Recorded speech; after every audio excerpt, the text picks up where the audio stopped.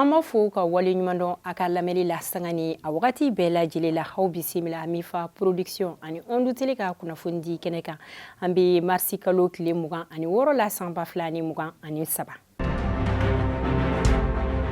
an bɛ an ka kunnafoni kunfɔlɔ daminɛ ni an ka cɛmancɛ fanga ɲɛmɔgɔ colonel Asim Goita marsi kalo tile 20 tɛmɛnen kuluba ale ye weleli kɛ ka ɲɛsin an ka jamana mɔgɔbaw ma ni o ye dugutigiw diinɛ ɲɛmɔgɔw ani fana an ka duguden tɔn ɲɛmɔgɔ n'a bɛ fɔ olu ma ko société civile ka fara gouverneur kan k'olu wele ni ka u ladɔnniya an ka jamana sariya sunba kura u gafe sɛbɛn o kɔnɔna ko kan ani fana k'a yir'u la k'a fɔ ko ale sɔnna an ma k'a ye yamaruya di u ma u ka se ka jamana kɔnɔdenw ka olu ladɔnniya a gafe sɛbɛnna kɔnɔ sɛbɛn kɔnɔ ani fana a y'a yira k'a fɔ ko jamana kɔnɔdenw k'u kun ye laɲini mun kɛ k'u kun ye 517 de wa ko laɲini ninnu cɛla fana ko 55 k'olu bɛ se ka kɛ san 2 kɔnɔ transition baaraw kɔnɔna na ko o laɲini 55 de bɛ se ka kɛ o wagati kofɔlen na. Marsi kalo tile 21 tɛmɛnen nɛgɛ ɲɛ 14 o wagati la ni o kɛra Madina Jema ale ni Kayi o ni ɲɔgɔn cɛ banbagaciw olu tagara sirada BNDA mɔgɔw olu ka mobili dɔ ye n'a bɛ fɔ o ma ko Toyota Hilux double cabine ni o ye jɛma ye o mobili yɛrɛ fana kɔnɔ BNDA baarakɛla 3 o kun bɛ a la ni o 3 cɛla kelen o kun ye chauffeur ye u ye u bɛɛ lajɛlen minɛ ka taga ni u ye o senfɛ finitigilakaw olu ye wuli ka jɔ kɛ n'u u tɛgɛ sera ka da mobili kan ani mɔgɔ 3 minnu kun bɛ mobili kɔnɔ u sera k'olu bɛɛ lajɛlen ka u lasɔrɔ o tɛmɛnen kɔfɛ fana sigana mɔgɔ dɔ fana kun bɛ u tɛgɛ dara o kan bibi na u bɛ ka ɲininkali kɛ o la. Olivier Dubois ale ye nanzaraw olu ka kunnafoni dila kabini avril kalo tile 8 san 2021 Gawo kɔnɔ kɛrɛnkɛrɛnnenya la ni o ye talata ye ale k'u minɛna banbagaciw fɛ o wagati kɔnɔna na a kun kan ka taa reportage dɔ de kɛ ni o kun kan ka kɛ Yag Agali ale ka mɔgɔ dɔw kunna ni u y'a minɛ ka taga ni a ye yɔrɔ la yɔrɔ ma se ka lakodɔn fo ka taa se marsi kalo tile 20 ma u ye a labila min ye Olivier Dubois ye ale ka labilali senfɛ u y'a ni américain dɔ de labila ɲɔgɔn fɛ nka ɲɔni u ka labila nanzaraw olu ye wari dɔ de sara a kunkɔrɔ min bɛ taga bɛn CFA wari miliyari 8 hakɛya ma.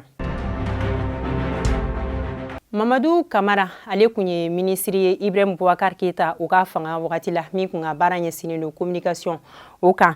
kabini Ibrahim Boubacar Keita ala ka hinɛ ala ni ale ka fanga dafirila mɔgɔ dɔw minɛna an ka jamana sariya baarakɛlaw fɛ ani dɔw yɛrɛ fana bɛ yen nɔ k'e kɛra olu kɔ nka o tɛgɛ ma se ka da olu kan nka minnu minɛna o dɔ ye Mamadou Kamara ale ni madame Boire Fili Sissoko Mamadou Kamara ale sera ka liberté provisoire ka o sɔrɔ marsi kalo tile 16 ni o kun bɛnna alamusa ma o liberté provisoire o sɔrɔlen o kɛra sababu ni mɔgɔ caman olu kun ye jalaki ta ka ɲɛsin an ka jamana sariya o baaraw tagaboloya ma o kɔnɔna na ministre mun ka baara ɲɛsinnen don kiiri tigɛli ma n'an b'a fɔ o ma ko Mamadou Kassogi ale bɔra ka faamuyali kɛ a kunya la walasa mɔgɔw bɛ se ka faamuyali sɔrɔ cogoya min na ale ye ɲɛfɔli kɛ o ko la a y'a yira k'a fɔ ko n'i y'a ye Mamadou Kamara ale labilala ko sababu sɔrɔla fɛn min fɛ ko wari mun ɲinina ale fɛ an ka jamana sariya fɛ ko a sera ka o de sara nka min ye madame Boire Fili Sissoko ko o wari ma se ka sɔrɔ a fɛ o de kosɔn ko Mamadou Kamara ale labilala ka taa so fɔlɔ ɲɔni kiiri tigɛ don cɛ wa fana ko mɔgɔw minnu bɛ ka jalakili ta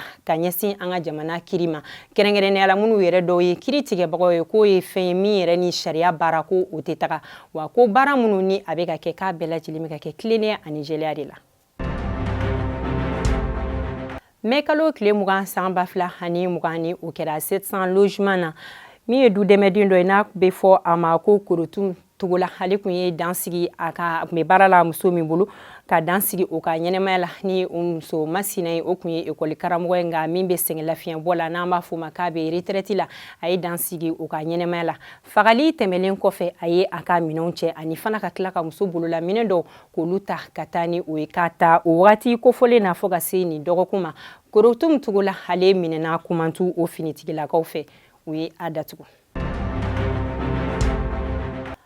OpenAI ale cɛkɛda min bɛ an ka jamana na kabini octobre kalo o wagati la san 2022 ni cɛkɛda in a bɛ bɔlɔlɔ siraw sanfɛla de la minnu kun kɛmɛ k'a yira mɔgɔ la k'a fɔ ko u ka baara ɲɛsinnen don ka se ka mɔgɔw ka wari ko o lamara ka ɲa o kɔnɔna na u ye u ka lancement k'o kɛ Bamako kɔnɔ wa fana u tilala ka ja dɔw dilan o jaw kan ni u ye ORTM logo k'o kɛ a sanfɛla la ni cakɛda kofɔlen a ye mɔgɔ caman ka olu ka nafolo ko ŋanamu bibi na kabini marsi kalo tile 17 ni cakɛda o mɔgɔ u ɲɛmatunnen do ka bɔ an ka jamana kɔnɔ wa u kun y'a yira mɔgɔ la fana k'a fɔ ko ni mɔgɔ minnu sera ka u ka kunnafoni ka jɛnsɛn mɔgɔw ma ka se ka mɔgɔ ladɔnniya ani fana ka mɔgɔ caman tɔgɔ do u ka cakɛda kɔnɔ k'u be mɔgɔ la nisɔndiya wa ko ni mɔgɔ min tagara ni wari min ka bila u ka compte la ko u be o wari in k'a dafa o ɲɔgɔnna 2 la walasa mɔgɔ bɛ se ka wari caman sɔrɔ cogoya min na nka bibi na a cakɛda in yɛrɛ ɲɛmatunnen do an ka jamana na.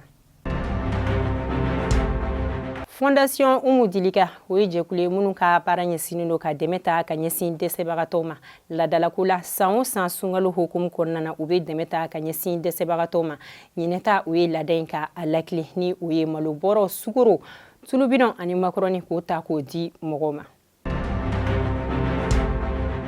Groupe Bɛnkan o ye jɛkulu ye minnu sigiyɔrɔ bɛnnen do Ɲarela sigida 2nan kɔnɔ ni o be Bamako ni jɛkulu in yɛrɛ sigikan ye fɛn min o ye ka se ka bɛn ni keleya k'o sabati mɔgɔw ni ɲɔgɔn cɛ ladalako la san o san u be 8 marsi ka ɲɛnajɛ kɛ ka ɲɛsin musolakaw ma ɲinɛta o kɛra a tako 6nan ye ni o kɛra Ɲarela sinfilakaw olu ka ɲɛmɔgɔ ka da la ni o ye Mamadu Jabate.